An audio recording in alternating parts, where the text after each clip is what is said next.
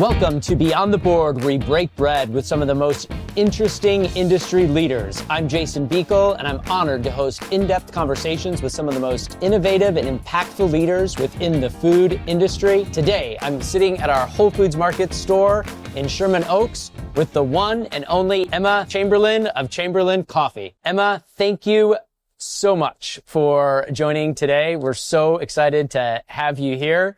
It is an honor. It's an honor. I know that this episode will be very special for so many of our team members. As I was sharing this upcoming podcast, I got so many questions from them and so much excitement on the opportunity to sit down with you. That's amazing. I'm so honored. Yeah, and one of the things that was really fascinating is universally how you're praised for your authenticity. And that is something that I heard again and again in conversations, and especially hearing that from our team members who are huge fans of you personally, as well as your products. One of the things that I would love to sort of flip here is if you can think of sort of one word that describes you, what would that be? One word.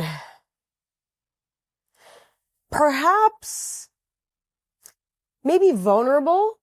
I would say I'm a very vulnerable person. I mean, I definitely have my limits, right? Like I'm not the most vulnerable person perhaps in the world, but I do think I'm comfortable being vulnerable. And I think that kind of goes hand in hand with the authenticity thing, but I would say vulnerable. And how has vulnerability sort of helped you across your career journey? I think vulnerability is how we connect with other people ultimately. And I think when it comes to the internet, what people want out of content is connection, you know? And so I think for me, my sort of natural inclination to be vulnerable for whatever reason, the stars aligned and I became, for some reason, a person who's comfortable being vulnerable. I think, that has allowed me to, share thoughts and feelings and opinions that people truly can connect with because they're honest and they're true to me. And I think it is kind of a hard and scary thing to do. And so for whatever reason, it comes naturally to me. And that's been an absolute blessing and superpower in this industry that I, again, it's sort of like the stars aligned, and that's kind of the way I ended up. And I'm so grateful because I think it's allowed me to build a real connection with people who watch my content. When you think about the amazing move that you made from being a creator to a CEO of a product company, what was sort of that journey like, and how did vulnerability also play into that journey for you? The journey was definitely a whirlwind, to be honest. I mean, it's been chaos because that's what entrepreneurship is, which I didn't even realize. I mean, I think going into this, I was young. I was very young. I think we started the brand when I was around 19. And I'm 24 now. Maybe we started it when I was 18. I can't even remember, but time flies. If time flies. I know. I'm like, wow, I'm feeling feel old yet. I think for me, it's been the most important thing for me throughout this process has been accepting the fact that I don't know everything and that there are so many people out there who can help me make this brand better and more successful. Going into it, I knew what I was good at. I knew what I could bring to the table. But I also knew the areas that I maybe didn't know everything. And I have let everybody from my team to peers in this space teach me along the way. And I think in a weird way, that is sort of vulnerable. I think admitting, hey, I don't know everything. I would love help. I want to learn more. That is an act of vulnerability. And I think that's allowed me to sort of keep my ego out of things and just let this be a learning experience. Every single day is like a new lesson is learned. It's turned into something that I could have never anticipated. I never would have thought I would be in Whole Foods right now. Like that was incomprehensible when the brand started. I thought we were going to be a D2C business forever. I really didn't think that this would ever happen. And to be here now it sort of blows my mind. It blows my mind. But I think I was able to get here because I was open to learning. When did your first passion start for products, food products, grocery products? My mom, who's in the room, shout out to mom. She's in here. You can't see her, but she's here. My mom and I loved grocery shopping, specifically at the Whole Foods in Redwood City. Shout out to the Whole Foods in Redwood City. Great store. The best. Not the best, because the one we're in right now is amazing too. There kind of is no best, but anyway. It's like children. You can't. Yes, you can't choose people your always favorite. ask me, what is my favorite? So there isn't all one. amazing. Our entire team member base is amazing, but agreed. Some of them hold a special place in heart. Yes, so. the Redwood City holds a special place in my heart because my mom and I used to go to that Whole Foods multiple times a week, and we both. And that was before you were a creator. Oh yeah, this was when I was 10 years old. Yeah. And from ages probably, I don't know, 8 to 15? And then I moved. 6 or 7. Yeah, really 6 or 7 to when I left the Bay Area. And most kids do not love grocery shopping. So. No, but I loved it. And we would I have so many Whole Foods stories actually. We would get so excited to go to the store and see all the new products. And both of us are definitely foodies. So we'd get excited about the new things that were coming out. We were always seasonal stuff. We were on it. Also, Whole Foods always carried the specific niche products that we were obsessed with before other retailers. For example, great example, Nut Pods, the creamer that I love so much. Whole Foods carried that before anyone else in our area. And we were so excited because, that was a product we liked. Siete Foods. Oh. We have been big fans since day one. Great brand. Exactly. So we have been into the new product innovations since I was literally a kid and before I even really understood what product innovation was. But also I just liked the environment. I've always found being in grocery stores to be sort of peaceful and happy. There's something happy about it. And I will admit something that I think you're going to either laugh at or be oh, that's terrible. So remember the peanut butter machine? Yeah, of course. Okay. I used to sneak to the hot bar. This is so bad. I shouldn't be admitting this publicly. I used to sneak to the hot bar and get one of the sample cups, then go and get a little bit of peanut butter and eat it while I was walking around the store. And so ultimately that was stealing, but I was 10. So I think it's probably fine. But that was a really beautiful core Whole Foods memory for me. Well, I think we'll forgive you for that. I think the statute of limitations has run out we're fine. at this particular point. Perfect. So what's sort of the passion behind coffee? And can you tell us a little bit about sort of the inspiration that you had and sort of the storyline from going from creator to helping bring these products for our customers? Well, I would say the love for coffee for me really started, honestly, when I was a kid. My parents are both big coffee people. And as a kid, we would go to cafes and, I couldn't drink coffee until I got a little bit older. But I remember being 7 years old and, asking my mom if I can scoop the foam off of her latte and eat it because I just wanted to be a part of it so bad. And then eventually she started ordering me an extra dry cappuccino, was it? And I would eat the foam off the top and then, the espresso would ultimately get sucked down by her. But, I've always had coffee in the house, spent a lot of time in cafes. And then as I got older and coffee was appropriate for me to drink, I was drinking it immediately, especially in high school to keep me up, to be honest, because I was taking hard classes and I didn't get a lot of sleep. And so I was, I really got into coffee out of necessity, I feel like. But then it quickly grew into sort of this passion for what it is. And it became less about the caffeine and more about sort of the art of a really good cup of coffee. And I sort of became obsessed with the ritual. And, shortly after high school, I started making YouTube videos. And naturally, I was just sharing my day-to-day life. And I was showing my coffee routine because that was just a part of my life already. And, I sort of became known as the coffee girl. Everybody was like, she's the coffee girl. She drinks a lot of coffee, blah, blah, blah. And it was my first merch was had something about coffee on it. Everything, it was very, before I even knew what the concept of marketing oneself, I've never really thought about that. It just kind of naturally happened. A natural extension of. Exactly. And then, it got to this point where I was sort of showing my coffee routine so often, whether it was at a cafe or at home. And my wonderful team was like, hey, you're talking about coffee so much. What if you were just talking about your own coffee? And I was like, is that even possible? What does that even mean? And my team was like, you can make a coffee brand. You know that. Like, you can do anything you want. Like, the sky's the limit. Let's try it. Yeah. And I was like, what? But, you know, they really empowered me to think of myself as an entrepreneur, which is very cool. And I think, you know, kind of a wonderful industry experience of like being inspired by the industry to try it, you know, to try it. And that's sort of how Chamberlain Coffee was born. It was, I always had dreamed of owning a coffee shop. I'd always dreamed of, you know, being involved in coffee in some way, but I think a lot of times we have limiting beliefs. And I think it took, you know, somebody in the industry to be like, you can do this, to get me, you know, to open my mind to realize that I can. That's absolutely incredible.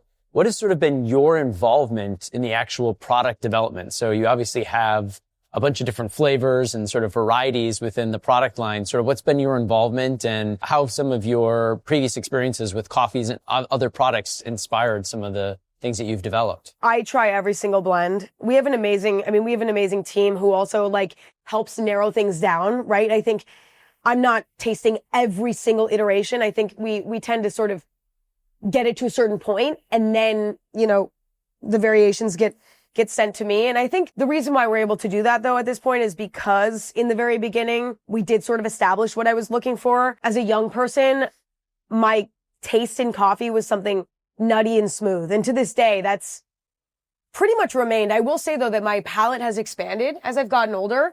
And now, like, you know, I'm more open to like a more acidic coffee, for example, or something a bit more avant-garde, if you will. But I think what was nice was when I first started the brand, my taste, I think, was very, like, I liked more simple. Like, I liked simplicity, and I wasn't looking for sort of the avant-garde sort of thing. And so I think as a brand, we sort of developed this understanding of what the Chamberlain Coffee palette is.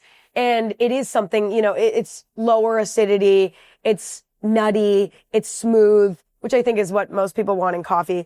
But, you know, there's much more nuance. Like, I maybe am less interested in like super fruity blends, for example, super tart blends. And so we've sort of established that. And so now the team knows this is what Emma likes for Chamberlain Coffee. And so I'm sent, you know, say a handful of samples once we narrow it down. And my mom and I actually tend to do the taste tests at home together. It's nice to have somebody to do it with, because otherwise, like, I don't know, it's nice to be like, wait, do you taste that too? Yeah. It's important to have somebody to bounce off of. Help validate sort of the experience you're having at the same time and process. And yes. And we do multiple different tests. Like, we'll do, you know, just a cup of black coffee. Then we start to add things to it. You know, we'll add milk, we'll add a little bit of cream, see if the flavor stands up to it, see how it sort of, how the flavor changes as we add things to it, because you want it to taste good in every format, right? Yeah. And it's very fun. Like, I love doing it at home with my mom, and making the coffee. Majority of people make their coffee, right? You know, I think that is my favorite way to test, because, you know, there's much more complicated ways to test coffee as well, which is also important. But I think for developing, you know, new flavors off of the baseline that we already have, doing it at home, like most people are going to do at home, I think is the best way. And we just have fun doing it. We like write notes, we're debating. It's like a whole thing, but we have a lot of fun. Sometimes my dad joins too. Everybody comes over and we try the coffee. It's a tough question. What is your favorite item in the product line? And then a question I know our team members would want to hear is, what is your favorite thing to pair with it? So oftentimes customers are asking questions. Well, what's the best pastry or item that you would pair with the coffee? So any recommendations? I would say my favorite, it's very hard. It is like choosing a favorite child. I would say my favorites are probably our classic, like, you know, our early bird light roast, social dog, the medium roast. Like, those two I think are my favorites, because I really love the classic taste of the coffee. However, if I'm in the mood for a flavor, I do love the vanilla or the caramel. See, I can't choose. It's very hard. But I will say what's in my espresso machine right now is the medium roast. The medium roast isn't the classic, but I also love our matcha and drink it every single day. I like the classic matcha is my favorite. I am kind of a purist, I guess, but I think maybe I should be, like that kind of makes sense. And I would say when it comes to pairings with an iced latte, which is like my go-to drink, I love like a chocolate croissant. And Whole Foods has a really good chocolate croissant. So that's an easy pairing that you can make happen at Whole Foods. But I also love like a little almond cookie or something with a matcha. There's something about almond flavors with matcha that I really like. So maybe an almond croissant, almond matcha. Yeah. One of the things that I think is, so interesting on this front is there's so many different varietals, and depending upon the time of day, the type of season, that's where having the flexibility in some of the different flavor profiles. As I heard you talk about it, reminds me, I'm a cheesehead from Wisconsin. So everybody's always saying, what is my favorite cheese? And I'm like, it depends upon the season. It depends upon the day. What is your favorite thing to pair with it? And so for me, it's a varietal. There's not just one singular item. And so I feel a lot of the similarities that you feel about coffee, I probably feel about cheese. Well, I love cheese too. So we can talk cheese afterwards. Later. Perfect. Take you downstairs. Yes. Share some of my favorites. Yes. So earlier you were chatting the important role that your team helps play in the process of, helping sort of curate and help bring some of the sample products, upcoming things. How do you balance sort of your entrepreneurial instincts with the advice of your team, and whether it's around the products that you're looking to bring to market or the beautiful packaging that you have? Sort of how do you balance some of those things? I would say a lot of it is intuitive, and I'm very fortunate to have such a wonderful team who I trust so deeply. And, many people who are on the Chamberlain Coffee team have been there since pretty much day one. So it's very like, it does feel very familial and very, there is a trust and an understanding, which I'm so fortunate to have. But I will say it is very intuitive. Like I know when I feel really strongly about something and like it's non-negotiable, and I know when I need to speak up, and when like this is something where I cannot be debated on about it. I'm like, this is it. I know this is the answer. And even if I'm wrong, I don't care. Like this is a risk I need to take, or this is a choice I need to make. But I also intuitively know when maybe I don't know the answer. The answer isn't coming to me. And perhaps I do want to lean on my team members, to help me make a certain decision, or, help guide something. Because to be honest, it takes a village. I can't do this alone. I cannot do this alone. And I don't know everything, as I said earlier. And so I want to learn as I go. And I think deciding when to trust my gut and when to sort of defer it to other wonderful people on my team, I think it's intuition. Well, I definitely sense a lot of servant leadership, as you sort of describe your style. So as a very young CEO managing multiple teams, what does it mean being a Gen Z leader, and what does that bring to the table, do you feel? I think Gen Z is such a special generation because I feel like we're really thinking outside the box, in all ways, in all possible ways. I think there's sort of been this disruption in our generation of like the traditional sort of life of what that looks like. And I think I've noticed, and I've heard from, my elders, that Gen Z is really comfortable with thinking outside the box and taking risks. And that's something I've done in my life in a big way, leaving high school early, graduating high school early to start my career early, which is something like, I'm not recommending that to everyone, but that was something that was really a huge risk. Definitely thinking outside the box, and it goes even beyond that to like anything in life, whether it's with entrepreneurship or it's just the way that you live your personal life. I think Gen Z is really imaginative, and I think that's really important. And it makes me excited for all of us. And I think, being a part of that sort of movement towards just, thinking outside the box. I'm happy to be a part of it and excited to be a part of it because I think it's very exciting. I will say though, my parents have inspired me to do that as well. I think I wouldn't have felt comfortable living this outside of the box if my parents hadn't sort of given me the support to be able to do that fearlessly in a way. And I think as a generation, I think moving forward, we're all going to teach our children to think outside the box and live life for us and do what makes us feel good and not just follow what is expected in a way.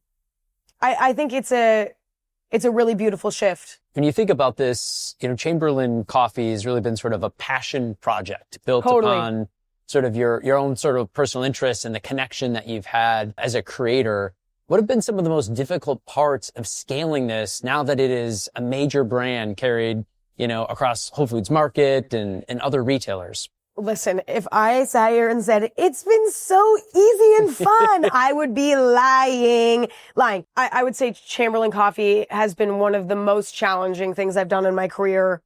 End of story. I mean, it has been unbelievably challenging. And I think the reason for that is that there's so many more people involved. I think when it comes to my own, my content creation, for example, for the most part, that's just me. I can do all of that by myself. Yeah. The cost to create content is pretty low for me. It's like it's low risk and it can be at times high reward. And I was used to that way of running a business, and having a product is very different. In order to keep things running, there are so many more variables that you need to keep under control at all times. You need so many more people to help. You need a bigger team. It's like, it is a brand new world. And I think when there are that many variables, you run into bumps. It's like, there's naturally going to be bumps in the road because there are so many different things that have to be going right all at once for things to flow. And the second one thing goes off the rails, it's chaos. That's, I think, the thing that's been the most challenging is keeping everything moving, whether it's financially, whether it's losing access to one of our sources of products and then having to go elsewhere really quickly. But we have to, it's that type of, we're constantly putting out fires. And I will say, to be honest, I'm so fortunate because I have built such an amazing team that helps me manage those things so that I can also run the other side of my business, which is creating content. And that's also been another challenge, is balancing being a leader for Chamberlain Coffee and being as involved as possible, but also having, another facet of my job and career, which is arguably equally it's even more important in some ways, which is creating content for my audience, which is my art form. It's my original passion and love. That's so important. So it's balancing these two passions has also been exhausting and sometimes spread me a little bit too thin. But that's why, it's so important for me to have a team that can help me when I can't be 100% over here. I have people who can help me when I can't be 100% over here. No one can help me. So that's kind of a problem, but I have that here. Yep. And so it's a lot. Yeah. It's a lot. I could go on all day, but I'll save you. But it's been so worth it. So how do you strike that balance? And what advice would you give to young entrepreneurs who are trying to do something similar? In many cases, they've got other jobs, or, it's paying the bills as they're trying to build out this brand. How do you strike that right balance for yourself? And what advice would you give to up and coming entrepreneurs? Striking that balance comes down to, number one, having support, to be honest. I'm somebody who's a control freak. I like to do everything myself, but I cannot. It's impossible. And if I do try to do it all myself, things go wrong. I can't, things slip through the cracks. It is impossible to do this stuff alone. At a certain point anyway, I think maybe in the very beginning you can, but at a certain point you have to, in order to grow, in order to scale, you need help. You need a team. And so I think for me, it's been trying to figure out ways to sort of delegate tasks to people so that I can do what I do best. And I think that has been the most important learning over the years. But also too, I think work-life balance is so important for productivity. I think if all you're doing is working all the time, you burn yourself out so bad that then you can't do anything. You have a full on, you collapse, and I've experienced that many times where I've spread myself too thin and then I get to a point where I can't do anything. And then, then what? Then it's really chaos. So I think, having a work-life balance is so important. Recharging is so important. I think some people perhaps look at that as not a part of the job, but I really do think it is. You have to live your life. You have to spend a day every once in a while, laying in bed. You have to spend a day every once in a while, I don't know, going to a theme park. I don't know, like whatever, like going shopping, like having fun. You need to have fun whenever you can, because having fun gives you the energy to go back to work and be positive and bring the energy. And also living life and seeing the world around you helps you build a better product. If you're not in the real world and you're sucked into the vacuum of the business, you're not going to create products for the real world. You're going to kind of create it in this vacuum that lacks the context that you need to actually create things for people, for human beings. And so I think balance in life is very important as well. Couldn't agree more in the important role that recharging plays. I think oftentimes everyone thinks just got to work harder. If you don't build in that particular step, and I find it in my own experiences and those I lead and talk with, it's such an important step. So I think it was great advice. So I have one more question before we start our lightning round. And this actually has come from one of our team members. Mm-hmm. What was the first store you saw your product on the shelf? Yeah. And what was that moment like for you? Yes. Okay. I can tell the story even. I went to my favorite workout class, and afterwards I needed to pick something up from Whole Foods, for dinner. I think I was probably getting like a block of Parmesan cheese, and then frozen fruit. I think that was what was on my shopping list. I'm being very specific. And it was the Whole Foods down the road from where we are now. There's two very close, but it's interesting because I go to both Sherman for different Oaks reasons. West, I think, is where you're talking about. I was there last night to see the team. Yes, that one's like my favorite cozy one. And so I go in and I'm like kind of exhausted. I just did my workout. I'm like, whatever. Kind of like half asleep, to be honest. And there I see it on one of the sides, on one of the like beginnings of the aisle in the little seasonal section. There I see our product. And I was like, wait, I didn't even know it was going to be in this location. I can't believe it's here. My mouth was like agape in the middle of the store. I was like, but I also didn't want to be weird. And I was like, this is such a weird experience. Like if people are perceiving me, I was like, I can't. So I was like, the rest of my shopping trip, I was smiling. I was trying not to smile. But I was walking around the Whole Foods smiling and I was like, oh my God, this is so crazy. It's such a bizarre, like you can't even comprehend it. And I think with Whole Foods in particular, it's so special because this was one of the grocery stores I grew up going to on a weekly basis. Like I remember seeing new products on the shelf as a customer, from brands that I have now been buying for like 10 years, that I discovered here. And to think that could happen to somebody with my product is like an unbelievable, it's hard to even comprehend. It's such an honor to be here. And it was always my dream. The whole team knows I've always been like, I want to be in Whole Foods. Like that is the dream. That is when I know I've made it vibe. Like it's always been the dream. So to be here it's cliche, but a dream come true. That little girl in Redwood City who was sampling peanut butter is now seeing her own product on the shelf. Yes. That's pretty special. All right. So our first question for the lightning round, who was the first person you called after you saw the product at the store? My mom. Of course. Absolutely. Favorite trend, cloud coffee or iced coffee buckets? The iced coffee bucket, I've seen a little bit of that. That is ridiculous. I kind of am obsessed with it, but it's ridiculous. I'm going to say cloud coffee. Okay. It's more reasonable. What is your last meal? Ooh. Honestly, probably a burrito. All right. Love. Yeah. Have you discovered any foods you thought being vegetarian that you now love? So many. I would say the biggest one would be tempeh. That's something that a lot of people don't. It's kind of a polarizing food, but I love tempeh, and I think it's kind of underrated, to be honest. How many times a day do you drink coffee? Coffee once or twice. Matcha also once or twice. So I always have a coffee and a matcha every day, at least once. What is your favorite way to prepare coffee? I'd say, I love an iced latte. It's classic, and I make my own nut milk and everything. So I'd say an iced latte. Last question. What is next for Chamberlain Coffee? I would say what's next for Chamberlain Coffee hopefully more cafes. That would be amazing. But also perfecting what we have. I think there's a lot of times, this is definitely not a lightning round answer. I'm about to ramble for about 60 seconds. But I would say, there's always a lot of emphasis on like the next big thing. And I really believe in constantly perfecting and refining what you have as well, and making your baseline products as perfect and wonderful and amazing as they can possibly be. And so I think that's going to be a huge priority for us moving forward, is just perfecting what we have and creating the absolute best product we can for the customer.